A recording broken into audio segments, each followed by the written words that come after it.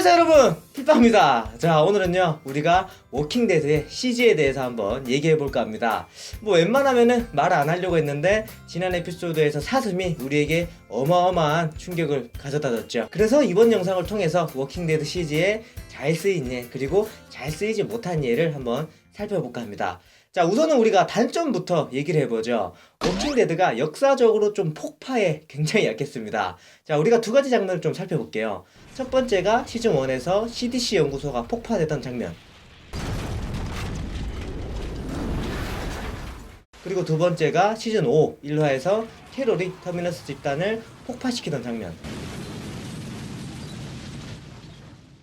근데 이 폭파 장면을 보면요, 사실은 웃음이 좀 안 나올 수가 없어요. 뭐 그런데 이렇게 볼 수도 있죠. 우리가 좀 눈이 높아졌을 수도 있다. 왜냐면 드라마 같은 경우는 한 시즌에 쓸 수 있는 예산이 정해져 있습니다. 그래서 여기에 조금 쓰고 여기에는 적게 쓰고 뭐 그런 식으로 정해서 촬영을 진행을 해요. 더군다나 드라마에서 폭파 장면이 이 정도 나온다 하면은 좀 괜찮지 않을까, 이렇게 좀 합리화를 좀 해볼 수 있을 것 같습니다. 특히나 폭파 장면 같은 경우는 뭐 자주 나오지는 않고, 또 나온다고 하더라도 금방 지나가기 때문에 뭐 사실은 우리가 그렇게 신경 쓰는 부분은 아니었죠. 자, 그리고 두 번째로 말할 부분들이 모두 시즌 7에서 나왔습니다.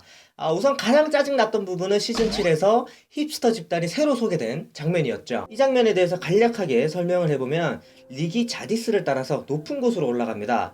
그래서 이 아지트를 전체적으로 둘러보게 되는 장면이었죠.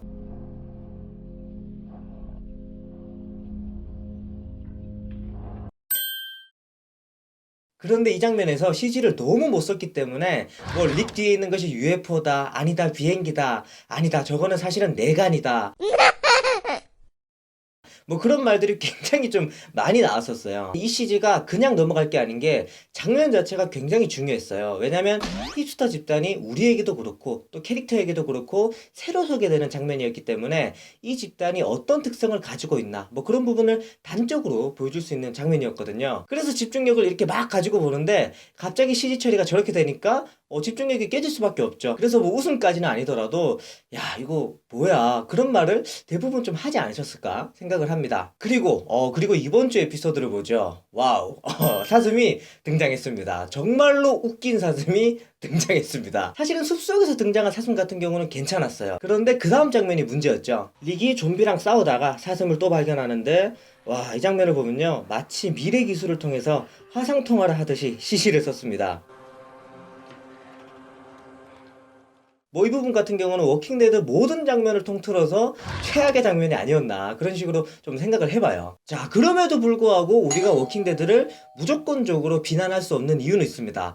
바로 본분에는 충실하고 또 돈을 넣어야 될 때는 넣고 있다는 것이죠. 우선 첫 번째로는 이즈키엘 왕의 호랑이 쉬바를 보면요, 거의 CGT가 안 납니다. 이거 같은 경우는 정말로 호랑이를 데려와서 촬영하는 것이 아닌가 싶을 정도로 생동감이 있고, 또 움직임 자체도 굉장히 자연스러워요. 이 호랑이 자체가 이즈키엘 왕을 상징하고 있는 부분이고, 또 이즈키엘 왕 자체도 시즌 7에서 굉장히 중요한 열쇠를 쥐고 있기 때문에 여기에는 좀 자금을 넣어야겠다, 그래서 돈을 좀 투자한 것이 아닌가 생각이 됩니다. 물론 이런 부분들 때문에 야 차별하지 마라, 호랑이는 이렇게 그려주면서 왜 사슴을 이따구로밖에 못 그리냐, 뭐 그런 말들이 좀 나오고 있긴 하죠. 그리고 두 번째로는 좀비 CG는 전혀 어색하지 않아요. 어색하다는 말은 무색하고 오히려 전 세계에서 탑급의 CG로 보이고 있죠. 우리가 두 가지 장면을 한번 살펴보죠.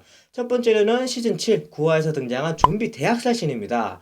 이 장면 같은 경우는 좀비 스턴트들이 대거로 투입되긴 했지만 CG 작업도 굉장히 잘 된 편이었어요. 지금 보시는 화면에서는 쓰러지는 좀비는 몇 없죠.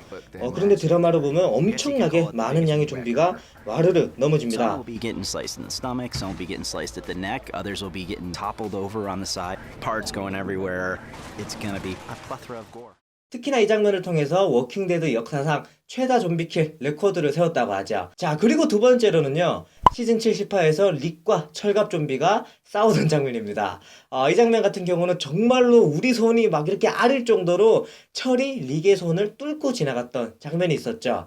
이 장면의 메이킹 필름을 보면 배우도 그렇고 제작진도 그렇고 정말로 철저한 계산하에 촬영이 들어간 것이 아닌가 그런 생각이 들 정도로 정말 CG 작업이 굉장히 잘 되었습니다. 자, 정리를 한번 해볼게요. 워킹데드가 요즘 CG 때문에 말이 굉장히 많이 나오고 있긴 해요. 그런데 앞서 말씀드렸듯이 그래도 괜찮은 건 좀비 자체의 CG는 좀 괜찮다. 그리고 호랑이 시바가 사슴처럼 묘사가 되지 않은 것은 다행이다. 그 부분에 대해서는 뭐 굉장히 다행이 아닌가 생각을 하고 있어요.